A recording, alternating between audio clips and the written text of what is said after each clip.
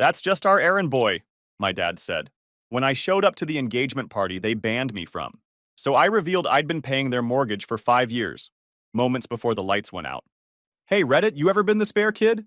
Not the golden child, not the favorite, just the one who quietly makes everything work while getting zero credit? That was me, 34 male. My parents spent my entire life worshiping my sister like she was the second coming, and I was basically the household intern. Errands, bills, you name it. The joke is, they had no clue how well I was actually doing for myself. I kept it under wraps, let them think I was scraping by. And when the right moment came, I finally let the truth slip in the most brutal way possible. Let's just say, I'm not the one looking pathetic anymore. So yeah, let me just say this straight.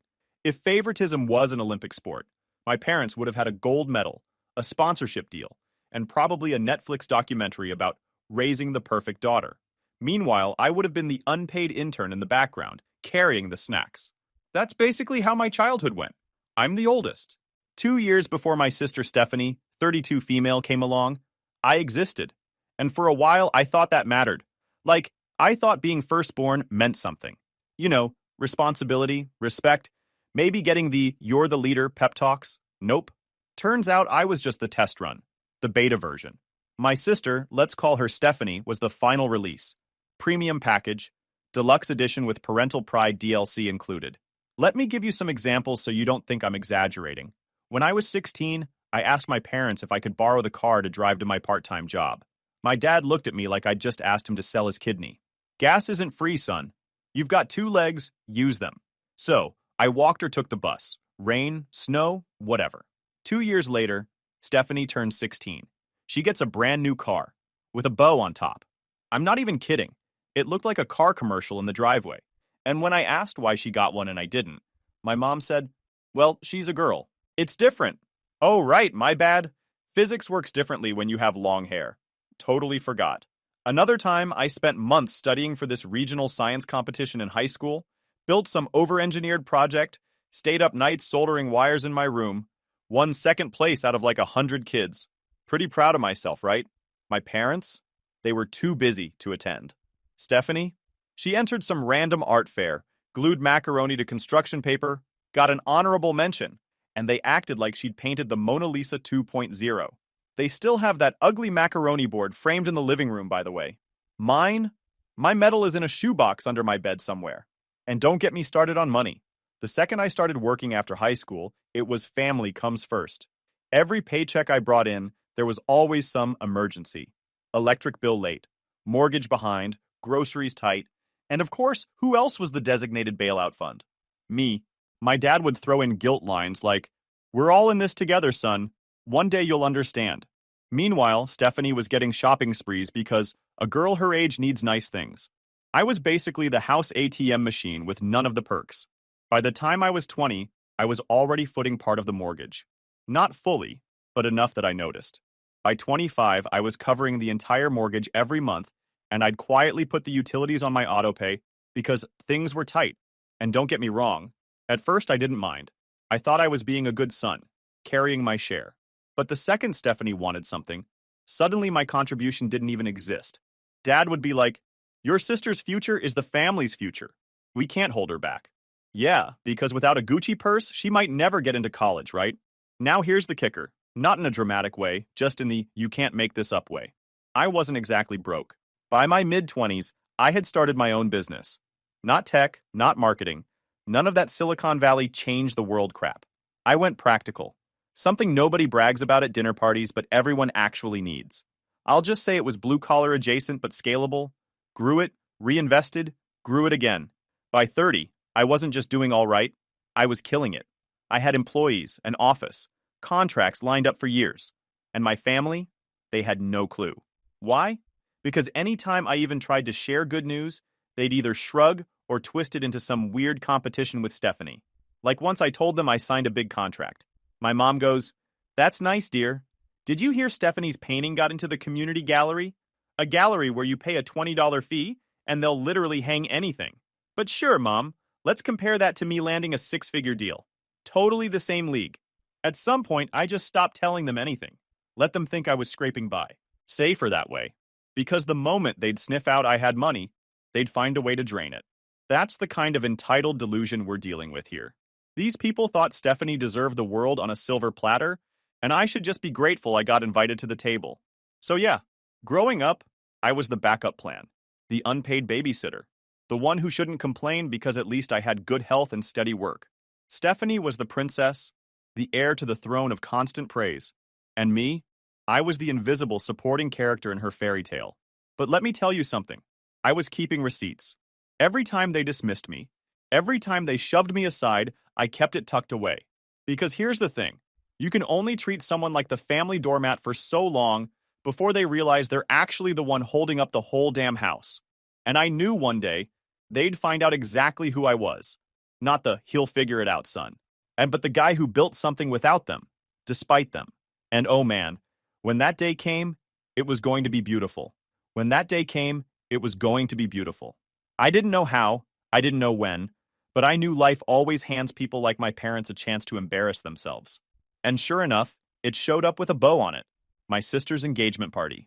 So I'm at work one Tuesday, just running through contracts, when my phone rings. It's my mom, which is rare. Usually she only calls if she wants something. Like once she called me at 11 p.m. because her Wi-Fi wasn't working, and when I told her to just restart the router, she said, "Don't talk to me like I'm stupid, just come fix it." Yeah, at 11 at night, that's the level of entitlement we're dealing with here. Anyway, I pick up. Mom's voice is all fake sweet, like she rehearsed it. "Sweetie, we need to talk about Stephanie's engagement party." I already know it's going to be nonsense, but I play along. "Yeah? What about it?" She goes, "Well, you know how important this is for her future. This is not just about her and Jason. It's about his family. They're very respectable people, you understand. Doctors, lawyers, business owners." She's laying it on thick, like she's reading his family's LinkedIn profile. The whole point of the party, she explained, was for both families to get to know each other and make a good impression. Cool, good for them, I say, because really, who cares? Then she clears her throat and hits me with it. "We think it's best if you don't come." I literally laughed out loud. "Sorry." "What?" "It's not personal," she lies. "It's just, we don't want any misunderstandings. Jason's parents are very traditional. They expect a certain level of respectability. We can't risk them getting the wrong impression." Translation: they think I'm going to embarrass them somehow. "Mom, what impression would that be?" I ask. And then my dad gets on the phone because apparently it was a tag team ambush. "Listen, son," he says, using that fake stern voice like he's still in charge of me. "Your sister has a chance to marry into a good family. A wealthy family. We don't need anything. Complicating it. Complicating it," I repeat, meaning me. He sighs like I'm making it difficult. "You've always had this alternative lifestyle. Running around with your little business projects, never settling down properly. It doesn't look stable. And we can't have Jason's parents questioning what kind of family he's marrying into." I had to bite my tongue to stop myself from laughing again. Here I am, running a company with employees, contracts, revenue streams that would make their heads spin, and they think I'm some unstable guy chasing projects. Meanwhile, their golden daughter couldn't even keep a job at a clothing boutique without quitting after 2 weeks because the manager was mean. "Dad, I've been paying your mortgage for years," I remind him. And without missing a beat, he goes, "That's different. That's what family does. But this is about appearances. Sometimes sacrifices need to be made for the greater good. Sacrifices. As in, I'm the sacrifice. The scapegoat. The black sheep they can conveniently erase when they're trying to look classy." I sat there with the phone pressed to my ear, thinking about all the bills I'd covered. The months where I cut back on my own stuff because they couldn't make ends meet. And now I was too much of an embarrassment to even sit at the table. Finally, I said, "All right, no problem. Enjoy the party." And I hung up before they could say another word.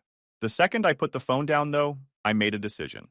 If they didn't want me there because I'd ruined their fake image, then fine. But I was done being their invisible wallet. The next mortgage bill? On them. The utilities? On them. I wasn't going to say a word.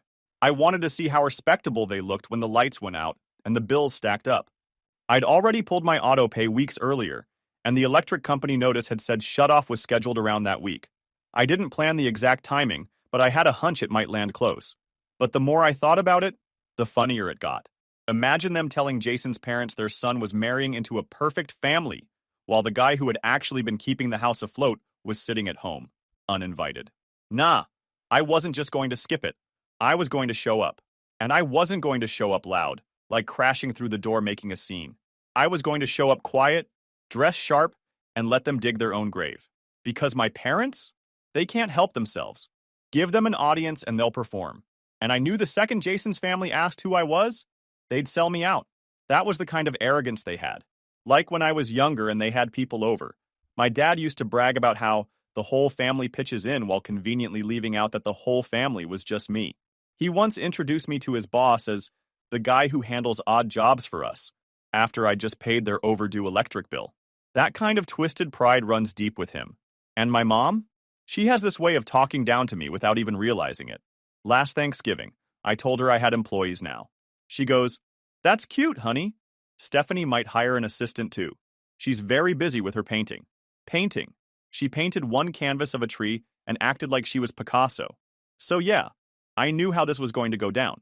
They'd tell Jason's family I was just helping out. Maybe they'd call me a handyman, whatever. And then I'd laugh. Loud. And then I'd finally tell the truth. All of it. They wanted to hide me? Fine. But I was done being the hidden sponsor of their perfect family act. When I pictured it, I swear I almost felt bad for them. Almost. Because the thing is, people like my parents never think the day is going to come when the person they walk all over decides to stand up. They think the system will last forever. And when it cracks, when the mask slips, oh man, that's when it's beautiful. So yeah, engagement party was coming. I was banned. But I already had my suit picked out. Not the $1,000 one I keep for business events, just a clean navy suit, crisp shirt, polished shoes. The kind of look that says, I don't need to try hard. I just belong here. I wasn't going to flex. I wasn't going to make it about me. I was going to show up calm, let them run their mouths, and then watch the whole act collapse on its own. The party was at my parents' house, of course. That same house I'd been secretly paying for half a decade. They'd spruced it up. Flowers out front, rental chairs in the backyard, catering trays on the dining room table. It was like they wanted to play dress up as upper class for a night. The irony was hilarious, considering without me paying the bills, the place wouldn't even have running water. I parked a little down the street, walked up, and cut through the side gate into the backyard, while my parents were busy glad-handing guests at the front door. Slipped in like any other guest, nobody the wiser. The house was packed. Neighbors, Jason's family, some extended relatives I hadn't seen in years. And there were my parents, standing by the door like they owned the place, which technically they didn't, unless owned means bank would have foreclosed it years ago without me.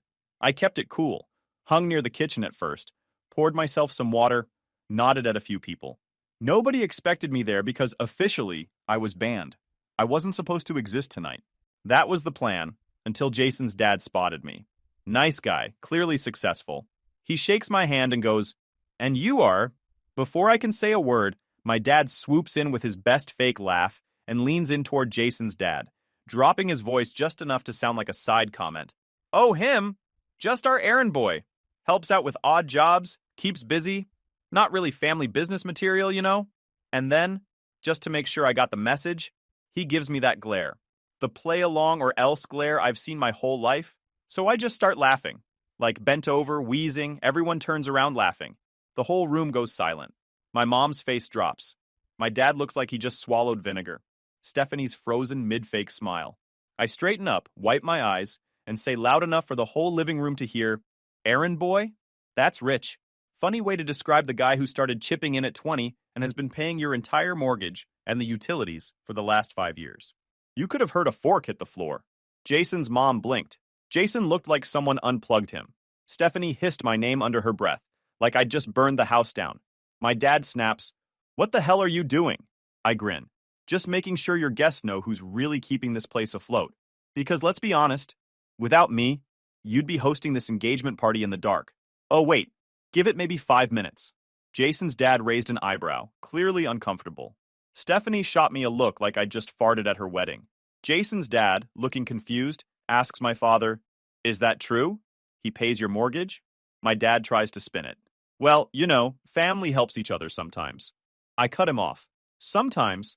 Dad, I've been paying your bills longer than Stephanie's held a job. And she's had what, 3, 4? Last I checked, she quit the boutique job after 2 weeks because the manager asked her to fold shirts." That got a few snickers from people in the back. My sister's face turned bright red. My mom rushes over, grabs my arm, and whispers harshly, "You planned this. You're trying to ruin your sister's future." I shake her off and smirk. Nah, you did that yourselves when you banned your own son from the party because you thought I'd embarrass you. Turns out, the embarrassment was already built in. Stephanie finally explodes. Why are you even here? Nobody wants you here. I raise an eyebrow. Oh, I don't know, Steph. Maybe because I literally kept the roof over your head? But hey, don't let that ruin your big night. Keep pretending you're the princess of a castle. Just ignore the fact the castle runs on my bank transfers. And then, almost on cue, the lights flicker and died. Whole house goes black. Someone gasps. People bump into each other. One of the little kids starts crying. I knew the shutoff notice had said it was scheduled around this week, but I never expected it to hit right in the middle of their little show. I stand there in the middle of the dark living room, grinning like a villain. Well, what do you know? Guess the electric company finally realized the errand boy stopped paying. The silence was chef's kiss.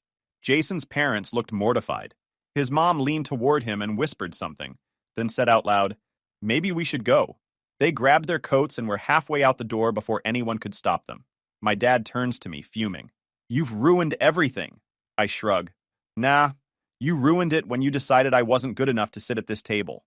Enjoy the dark, Dad. Maybe paying your own bills will finally teach you some respect. And with that, I grabbed my jacket, walked right out the front door, and didn't look back. Neighbors were staring. Jason's family was hurrying to their cars. My parents were left standing in their pitch-black living room trying to spin the story. Me? I walked to my car smiling. First time in years, I felt like I wasn't just the family's invisible ATM. I was finally the guy pulling the plug. Literally. After the engagement party fiasco, my phone basically turned into a guilt trip hotline. First day, I had 14 missed calls from my mom alone. The voicemails were like a greatest hits album of manipulation. How could you humiliate us in front of Jason's family? Followed by, your sister's future is on the line, do you even care? Followed by family doesn't turn its back on family. Funny, because I distinctly remembered them turning their back on me when they banned me from the party in the first place. My dad's messages weren't any better. His sounded more like orders. Call me back. Immediately. You need to fix this mess. Then one where he said, you're going to regret this if your sister's engagement falls apart. I laughed so hard at that one, I almost saved it as my ringtone. And then there were Stephanie's texts. Paragraphs about how I was jealous. How I couldn't stand to see her happy. How I ruined the most important night of her life. She even threw in a classic, you'll die alone and bitter. Yeah, thanks, sis. Real Shakespearean of you. Want to know how many of those calls or texts I answered? 0. I blocked their numbers for 2 weeks straight.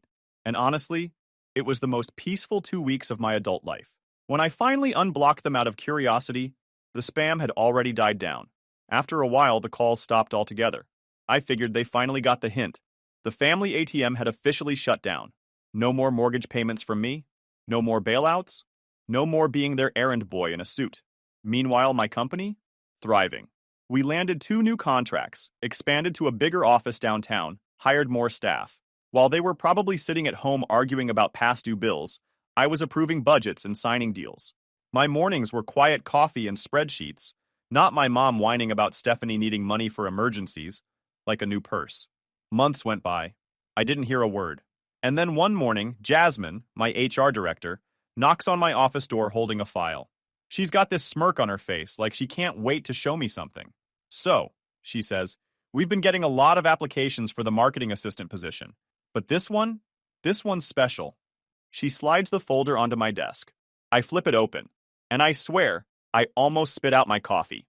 It was Stephanie, my golden child sister, resume printed in bold, acting like she was God's gift to the business world. Half the stuff on it was straight up lies. Project manager at a boutique clothing store. Translation. Folded jeans for 2 weeks and quit. Leadership experience. Translation. Bossed her friends around during high school group projects. I look at Jasmine and raise an eyebrow. She actually applied here? Oh yeah, she says, grinning. And get this, she doesn't know you're the CEO. She thought she was applying to some random mid-sized company. Apparently, she saw the ad online. The posting didn't even have our company name on it. It was one of those recruiter ads that just says, growing mid-sized firm in the city. So she had no clue she was walking straight into my office. I just leaned back in my chair and started laughing. The irony was too perfect.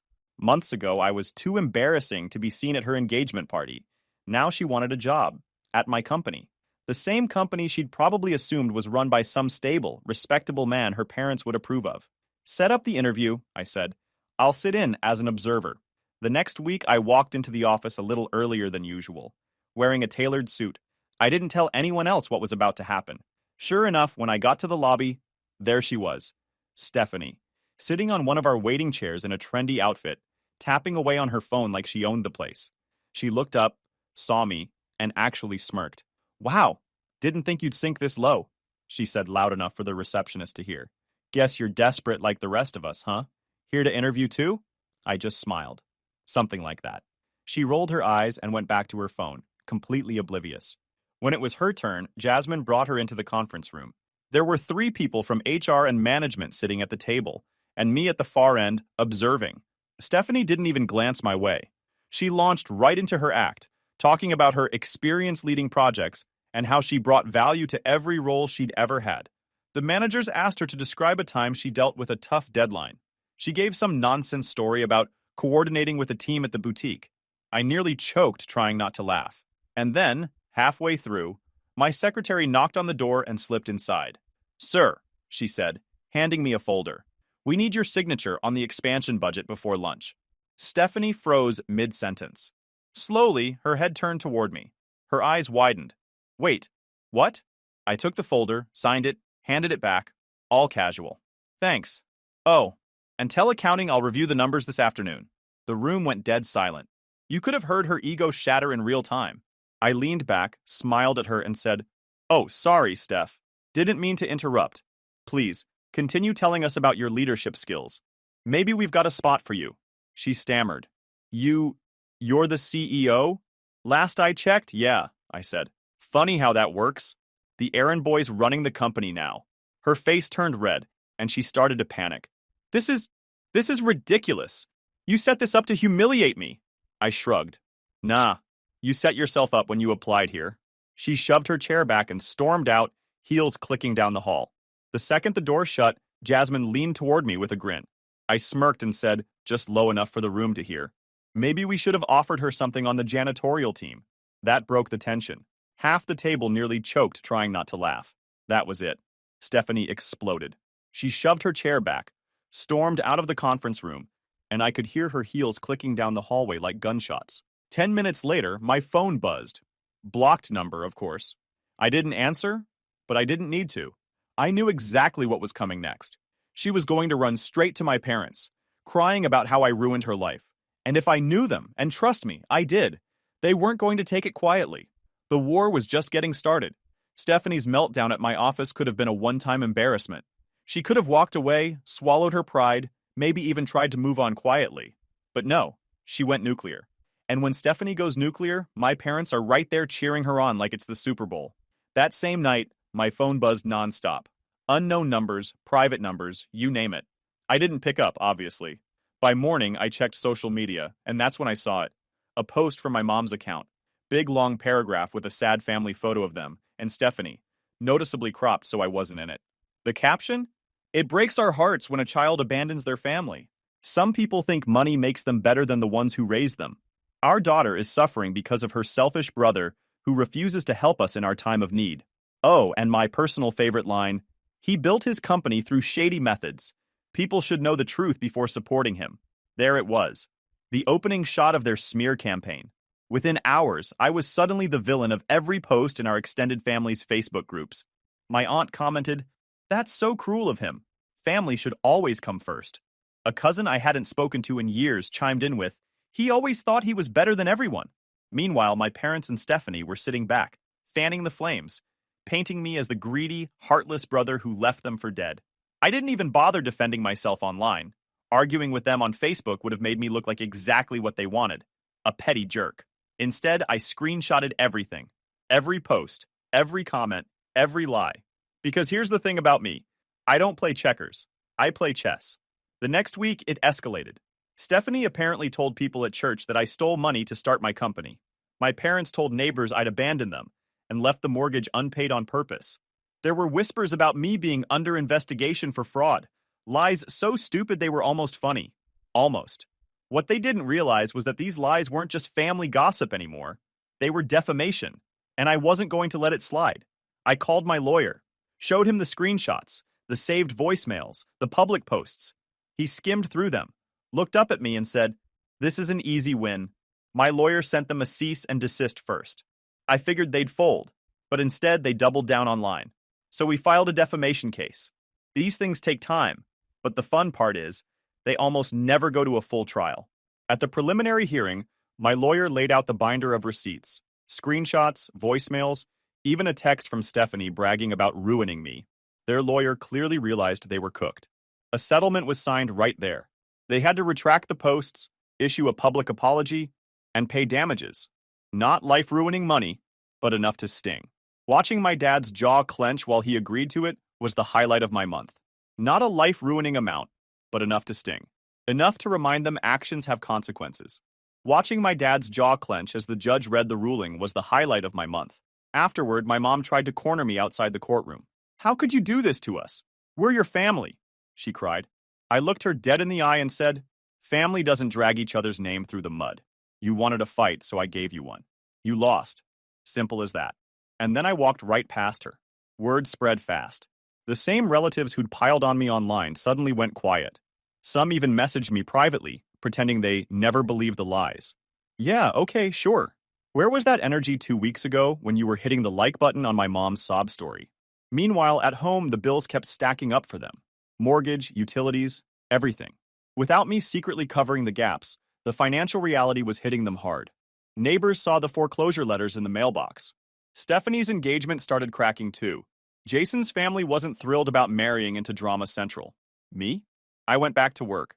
Business was growing. Employees were happy. Life was good. Every once in a while, I'd check their social media just to see if they learned their lesson. Spoiler, they didn't. They never apologized. Instead, they went silent, licking their wounds, probably plotting the next guilt trip. But here's what they didn't get.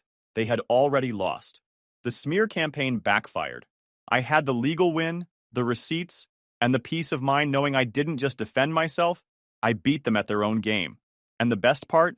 For the first time ever, I wasn't playing defense anymore. I was in control. The golden child's shine was fading. The parents' masks were cracking. And me? I wasn't the errand boy anymore. I was the guy they couldn't spin lies about without consequences. And that scared them more than anything. After the lawsuit, you'd think my family would finally get the hint. Don't poke the bear. Don't try to smear the one guy who kept your lights on for years. But nope. They doubled down on pride and pretended like nothing happened. That worked for about 2 weeks. Then the cracks started showing. See, the mortgage company doesn't care about family drama. Utility companies don't accept "we're the victims here" as a form of payment. The bills kept rolling in. And for the first time in years, I wasn't quietly slipping money into their account to cover the shortfall. At first, they tried to act like everything was fine. I'd drive past the house on my way to work and notice the same cars in the driveway, the same curtains pulled tight. But little by little, reality started creeping in. One afternoon, I got a text from an unknown number. "The power's been shut off again. Are you happy now?" They must have scraped together enough to reconnect after the engagement party fiasco, but a month later, the electric company pulled the plug once more. I didn't even reply, just smirked and kept scrolling. Because yeah, I was happy. Not because they were suffering, but because they were finally experiencing life without their built-in safety net. Me. Word got around town quick. Neighbors whispered about foreclosure letters showing up in the mailbox. Jason's family, the same people who'd once looked down their noses at me during that engagement party, suddenly weren't coming around as much. Apparently, having your future in-laws drowning in debt wasn't exactly a selling point. And then came the calls. At first, it was just Stephanie, crying voicemails about how unfair I was being, how I was ruining her life, how Jason's family was starting to question the marriage. My phone filled up with her whiny voice messages. "Do you even care what you're doing to me?" I ignored every single one. Then my parents joined in. My dad called one night and actually tried to lecture me. "You made your point. Now step up and do the right thing." I laughed so hard I almost dropped my phone. The right thing? According to him, that meant going back to being their invisible wallet while they treated me like garbage. When I didn't answer, they started showing up. Once at my office, another time at my house. My receptionist had to turn them away the first time. The second time, I didn't even open the door. Watched them from my security cameras, sitting on the porch like salesmen nobody asked for. It was pathetic. The final straw for them came a few months later when the bank officially started foreclosure proceedings. By spring, the notice of default hit, and by summer, the sale date was posted. That's when their pride finally cracked. My mom called me in full meltdown mode. We're going to lose the house. How could you let this happen to your own family? We'll be homeless. People will laugh at us. I finally picked up, and for once, I didn't bother sugarcoating it. Enjoy not having your bills paid. Maybe this will teach you some respect. Then I hung up. And man, that silence afterward, pure bliss. Jason's family eventually pulled the plug on the engagement. I heard through the grapevine that his parents sat him down and said they didn't want him tied to unstable people. Stephanie, of course, blamed me for it all. She told anyone who would listen that I had sabotaged her future. Nah, she did that all on her own. My dad tried one more guilt trip a week later. Showed up at my office again, cornered me in the parking lot. He looked rough, shirt wrinkled, eyes tired, like life had finally started to chew on him. Son, he said, trying to soften his voice, we just need a little help to get back on our feet. You're successful now. Why not share it with your family? I stared at him, deadpan. Because family doesn't call their son an errand boy in front of strangers. Family doesn't try to ruin his reputation online. You made your bed. Now you're lying in it. He opened his mouth like he had something smart to say, but nothing came out. He just glared at me. The same glare he gave me at that engagement party when he told me not to say who I really was. Except now, it didn't scare me. It didn't even bother me. It just looked sad. I got in my car, rolled down the window, and tossed one last line his way. Maybe next time don't bet the house on the golden child. Then I drove off. The fallout was brutal for them. The foreclosure went through. They had to downsize into a small rental.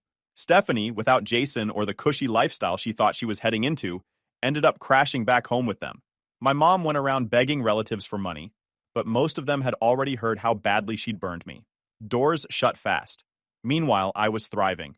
Business booming. My own house paid off. Zero drama in my circle.